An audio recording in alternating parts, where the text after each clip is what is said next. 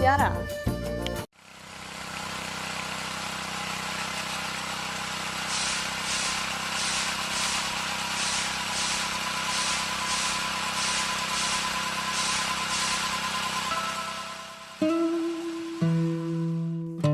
Lá naquela serra, que ainda azula no horizonte, eu nasci.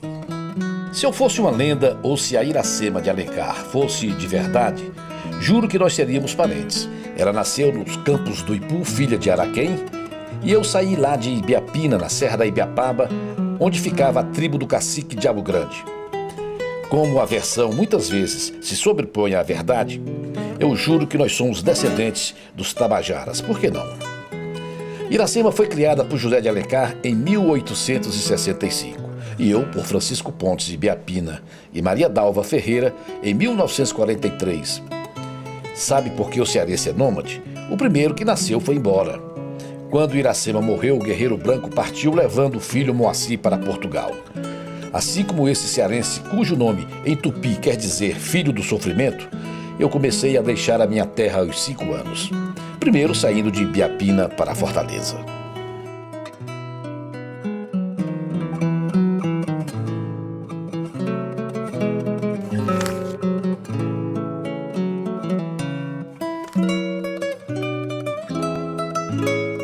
Fomos morar na Praça São Sebastião, lá em Fortaleza, na Avenida Padre Ibiapina. Coincidentemente, a Avenida Padre Ibiapina, um parente do meu avô. Então passei minha infância ali na Praça São Sebastião, jogando bola, vendo circo. Meu pai montou uma farmácia na Praça São Sebastião e fui ali na Praça São Sebastião meu primeiro contato com a capital cearense. Aliás, quando eu estava indo de Ibiapina para Fortaleza, eu tinha uma preocupação muito grande para saber como é que era o mar. Eu não tinha noção, porque eu morava em Serra. Serra tinha um rio pequeno, o Rio Jaburu, uma pequena cachoeira, e por mais que eu tentasse imaginar como é que era o mar, eu não tinha, na minha cabeça de criança, não dava para entender. Então quando eu vi o mar pela primeira vez, eu fiquei extasiado, fiquei imensamente extasiado com a dimensão daquele açudão, né? Coisa incrível. Então, na Praça São Sebastião foi que eu conheci fiz meus primeiros amigos. Na minha frente morava o Haroldo Serra, que depois foi ser locutor de rádio, depois virou ator e diretor de teatro. Eu gostava muito de rádio, eu já era apaixonado por rádio, ao ponto de um amigo meu, um vizinho meu lá, o Arcélio Mentor, montar uma rádio, uma galena, que falava ali para a Praça São Sebastião toda. E eu era o apresentador, eu era o locutor dessa rádio, dessa galena. Nós falávamos o dia inteiro ali para a Praça São Sebastião, dando notícia. Nossa mesmo, falando do nosso time de futebol, tal. E eu fui criando gosto. E foi através do Olinto que eu me aproximei da Rádio Iracema de Fortaleza. O Olinto era baterista e me levou para ajudar a fazer ritmo, para ser ritmista, tocar maraca, pandeiro, bongô. E eu fui com ele para a Rádio Iracema tocar nos conjuntos, acompanhando aqueles artistas ali no palco. Mas eu estava de olho, era na redação. E parece que o Alan Neto adivinhou que um dia o Alan Neto me chamou para trabalhar com ele no departamento esportivo da Rádio Iracema. Fiquei algum tempo lá com o departamento esportivo com o Alan Neto. E foi lá que eu conheci o Fernando César, que já estava dirigindo o departamento de rádio, jornalismo da emissora. Me convidou para ser um dos redatores. Aliás, nem redator, era rádio escuta. Eu fui fazer rádio escuta. Um dia chegou lá o Frota Neto, eu fui ensinar o Frota Neto também a fazer rádio escuta, e chegou depois Gervásio, e era uma equipezinha pequena, e era essa equipe que estava ali trabalhando, e dali eu comecei a trabalhar no Jornal Estado, que ficava ao lado, dirigido pelo Odalves Lima, que é primo do Fernando César Mesquita. Foi ali, através do Fernando, que eu comecei a conhecer jornalistas. Um dia o Carvalho Nogueira faltou, ele fazia a coluna Preto e Branco, que era uma coluna sobre o Ceará, e o Alan Neto perguntou se eu topava fazer a coluna Preto e Branco. Eu fiz essa coluna Preto e Branco e fiquei trabalhando no departamento esportivo, até que um dia o Fernando César me viu e me levou para o departamento de rádio e jornalismo. Isso aí foi o meu início na imprensa lá em Fortaleza. Na Rádio Iracema de Fortaleza eu trabalhei durante algum tempo, também trabalhava no jornal O Estado, também, todos ali na Praça Zé de Alencar, até que um dia o João Bosco Serra Gurgel perguntou se eu queria ficar no lugar dele na Rádio Dragão do Mar, que ele estava indo embora para o Rio de Janeiro. E me levou para a Rádio Dragão do Mar. Foi lá na Rádio Dragão do Mar que eu trabalhei com o Geraldo Fontinelli, que chefiava até hoje o maior departamento de rádio e jornalismo da história do rádio cearense. Estavam lá, nessa época, era Edmundo Maia, Narcélio Lima Verde, Nazareno Albuquerque, Gervásio de Paula, Egídio Serpa, Juarez Barroso, Blanchard Girão. Era uma equipe maravilhosa que fazia um radiojornalismo que abalou o trabalho que era feito pela rádio, pela Ceará Rádio Clube. Eu lembro que um dia nós fomos fazer uma cobertura da chegada do João Goulart à Fortaleza, eu e o Egídio Serpa. Nós tínhamos um microfone que com um fio bem curtinho e a Ceará Rádio Clube cheio de Adesso Braz, Augusto Borges, cada um canto do aeroporto. E nós dois ali ao lado do outro, os momentos que antecedem a chegada de Sua Excelência, o Presidente da República, João Goulart. Alô, Egídio Serpa, você está me ouvindo? Onde é que você está? Aí o Egídio aqui do meu lado. Eu estou aqui do outro lado do aeroporto e tal. Então nós damos uma ideia de movimentação incrível, ao lado um do outro, porque o nosso fio era bem curtinho, mas a gente já tinha uma imaginação para baldear, para criar confusão no rádio jornalismo do Ceará. Ele era muito criativo, ele que criava isso, que bolava da cabeça dele. Ele sempre foi um amante do rádio e são essas criações do Wilson Biapina que permaneceram, que fizeram e fazem ainda, e farão sempre do rádio esse canal dinâmico de transmissão da notícia. Vai ser o rádio que vai dizer que vai anunciar o fim do mundo, porque até que a televisão instale a câmera demora muito. O radiojornalismo, os repórteres, os redatores, eles tinham um passe comprado assim como quem compra passe de jogador de futebol. Uma emissora conquistando a outra. A Ceará Rádio Clube dominava, tinha uma programação na horário do almoço. E naquele tempo o rádio não era feito de improviso, era feito todo escrito, tinha script. No horário do almoço, na programação da Ceará Rádio Clube, tinha lá o Ciro Saraiva, tinha o Augusto Borges, tinha o Oliveira Ramos, Marcelo Verde, todos com um script, programação toda escrita para o apresentador não falar bobagem. Isso é correto, é leal, eu tenho que dizer que é uma qualidade em desuso ultimamente, é competente e, acima de tudo, muito amigo. É um dos melhores textos que eu conheci, que eu já li na minha vida de rádio, que está completando agora 55 anos de profissão. É uma vida, né? E grande parte dessa vida foi ao lado do Wilson Biapina, do Oliveira Ramos. Lembra isso do Oliveira Ramos?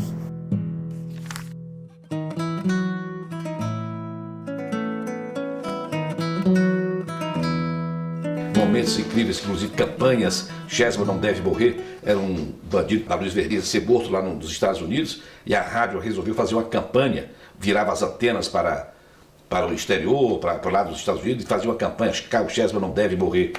Essa é uma das campanhas mais malucas que eu já vi na minha vida. Depois a Rádio Dragão do Mar fez uma outra campanha em favor das vítimas do Oroz. Eu me lembro que o cast de rádio teatro, comandado pelo J. Oliveira, as meninas todas com um lençol branco na mão, desfilando ali pela Avenida Guilherme Rocha, o J. Oliveira, que era o chefe, diretor do departamento de rádio teatro, com o megafone na mão, vamos ajudar as vítimas do Oroz, o Oroz vai arrombar, vamos ajudar, e todo mundo jogando dinheiro e uma bandinha lá atrás tocando. Quando foi passando em frente ao Café Ritz, um bêbado puxou 5.000 réis assim e disse, e se não arrombar? Aí o J. Oliveira, arromba? Aí jogou o dinheiro dentro do saco.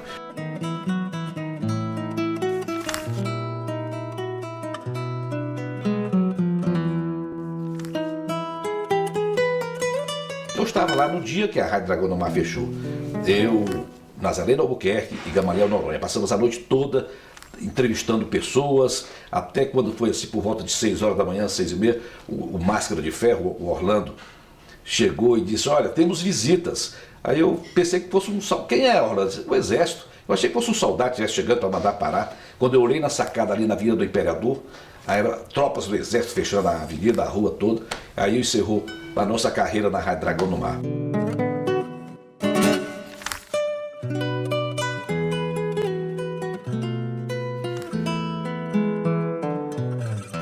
Fomos para os associados logo depois, onde começamos lá na Ceará Rádio Clube, trabalhamos há algum tempo sob o comando lá do Adesso Braz. E logo em seguida a Ceará Rádio Clube, que ficava ali no edifício Pajeú, se mudou lá para a Estância e ficou num prédio ao lado da TV Ceará. E lá ficou mais fácil para passar a trabalhar também na TV Ceará. Eu lembro que o Gonzaga Vasconcelos estava indo embora para o Rio de Janeiro e perguntou se eu queria ficar fazendo o telejornal Crasa no lugar dele. Era um jornal de prestígio, era feito por jornalistas conhecidos da cidade. Era apresentado pelo Augusto Borges, Aderson Braz, Lúcio Brasileiro, Pádua Lopes, o Lustosa da Costa. Esses eram os apresentadores. Eu, uma vez por outra, também eu participava da apresentação. Aliás, eu fiz uma loucura. Como não tinha, naquele tempo, não existia videotape, eu convidei o governador Plácido Castelo para ir dar uma entrevista para mim lá, e chegou todo o staff. Mas eu queria que ele dissesse só uma... Eu perguntei, governador, é verdade que o senhor não vai mais construir uma ponte assim, assim? Ele disse, não vou mais construir. Mandei cortar e seguir o jornal. Aí ele tomou um susto, ele achava que ia dar uma entrevista de 1 hora. Foram 30 segundos que ele falou. Mas ele levantou-se dali com ódio, foi para a sala do Manelito Eduardo, localizaram o superintendente dos associados, e meia hora depois abriram um espaço e ele deu uma entrevista longa. Mas no telejornal ele só falou 30 segundos. Eu editei ele no ar. Eu entrei no jornalismo pelas mãos do Alan Neto, depois do Fernando César, depois fui para os associados. Um aprendizado complicadíssimo, porque você é empírico, você vai ter que ir aprendendo apanhando. Na faculdade, os professores te orientam, te dizem o que é que você tem que fazer, como é que você tem que agir, então você economiza tempo e problemas que você enfrenta indo sozinho, você evita. Passa a ter uma vida mais organizada. Quer dizer, a tua vida acadêmica te leva para a redação com mais rapidez, com mais conhecimento do que você partindo sozinho, como eu parti, sem saber o que é que tinha que ler, sem ninguém me orientar. Você tinha que correr atrás daqueles cadernos especiais que o Jornal do Brasil estava editando. Tinha alguns professores lá no Rio, alguns jornalistas no Rio mais antigos, que editavam os cadernos do Jornal do Brasil sobre jornalismo, e era a partir dali que nos orientávamos. Tinha também um curso da seccional do Ministério da Educação sobre jornalismo.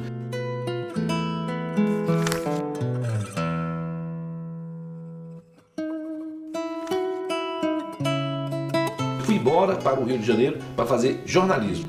Essa ida minha para o Rio de Janeiro, no final dos anos 68, em meio à efervescência do movimento estudantil, eu já estava na faculdade de Direito, parei meu curso, e lá no Rio de Janeiro fui enfrentar uma nova luta, uma nova guerra, porque quando saí do Ceará, subestimando todas as pessoas que estavam à minha volta, eu achava que só os cearenses que sabiam das coisas, que só nós do Ceará é que éramos donos da verdade, e não era bem assim. Lá no Rio de Janeiro as pessoas sabiam muito mais do que nós lá do Ceará, e tinham uma vivência bem maior, então apanhei muito também para poder adquirir novos conhecimentos, para poder ser absorvido, para poder ser enquadrado no mercado do Rio de Janeiro.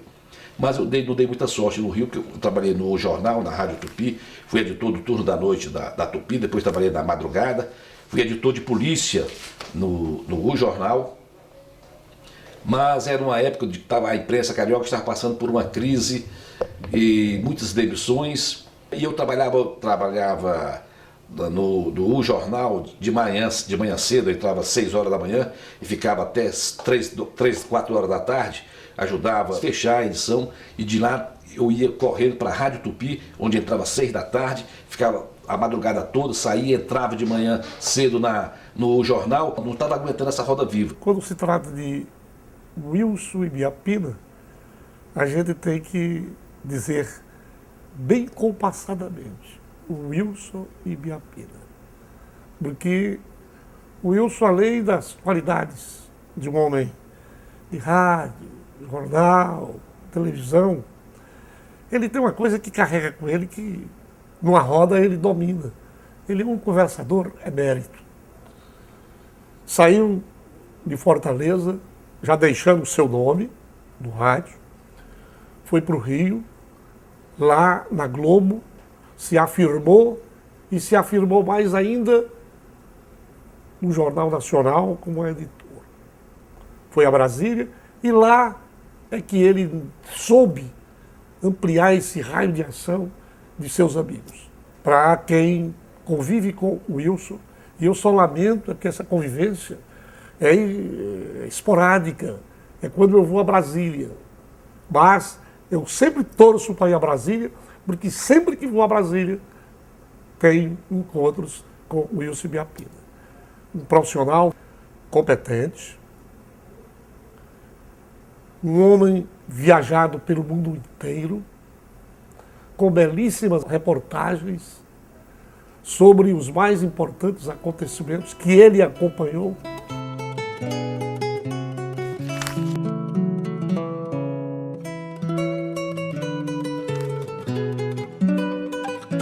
Um dia eu cheguei lá na redação do Jornal do Brasil, conversando lá com o Tarcísio Holanda, isso já é nos anos 70, e o Tarcísio Holanda disse assim, olha aí o Jornal do Brasil, vê de onde estão vindo as notícias.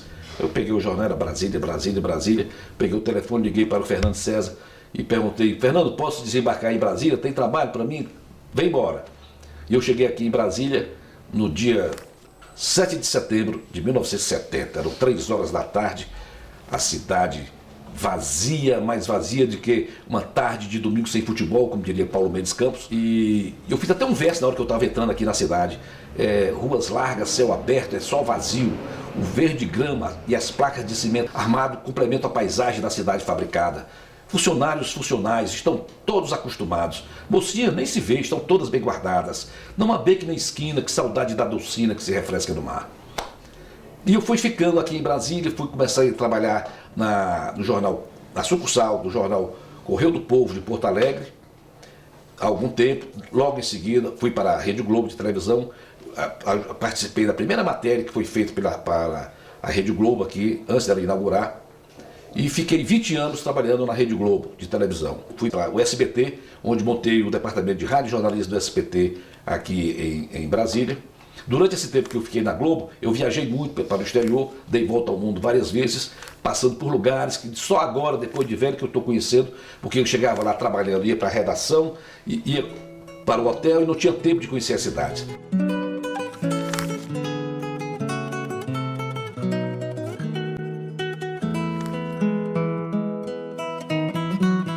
Naquele tempo, que era dominado também pelo Paulo Cabral de Araújo. O rádio tinha tanta força que o Paulo Cabral de Araújo era um menino de 20 e poucos anos, foi eleito prefeito de Fortaleza, foi o prefeito mais jovem de Fortaleza. Fez uma bela administração, à custa do prestígio que ele adquiriu no rádio. O rádio elegeu vários vereadores, vários deputados, o Darcy Lima Verde, o Wilson Machado, o Aécio de Borba, todos frutos do rádio.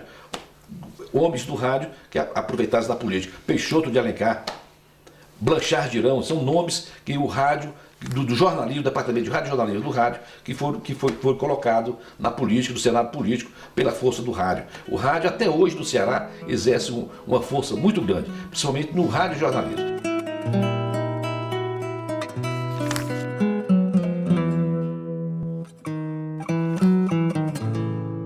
Naquele tempo, já 2 mulheres já se subsaíam lá, como apresentadoras, como locutoras. Era a Orli Vasconcelos, na Rádio Iracema, e a Neide Maia, nos Diários Associados. Essas são as precursoras, pelo menos na minha cabeça, pode ter surgido até outras. A Maria José Braz também, que a Maria José Braz era apresentadora, mas ela entrou logo por caixa de rádio e teatro, mas ela tinha uma voz muito bonita, Maria José, como apresentadora, como locutora.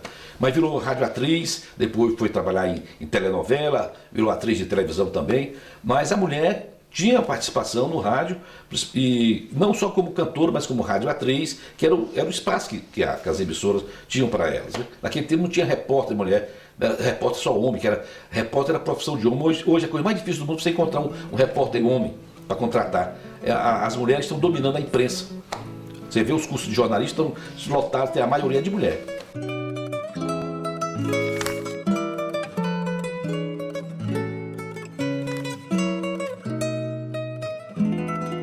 Eu sei que o rádio era muito respeitado, que as pessoas, programação do almoço, naquele tempo não tinha televisão, então a programação do almoço, o rádio é como a televisão hoje, as pessoas paravam para ouvir novela na hora do almoço, discutiam na rua as novelas, paravam para ouvir os noticiários, e as mulheres tinham essa participação e eram respeitadas.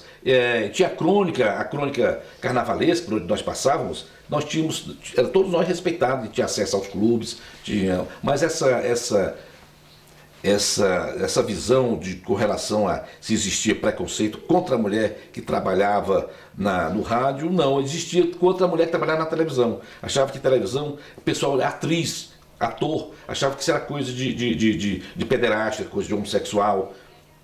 Até pouco tempo, inclusive no telejornalismo brasileiro, existia um preconceito muito grande. O jornalista de jornal não queria trabalhar em televisão. Ele achava que televisão era coisa menor. Subemprego.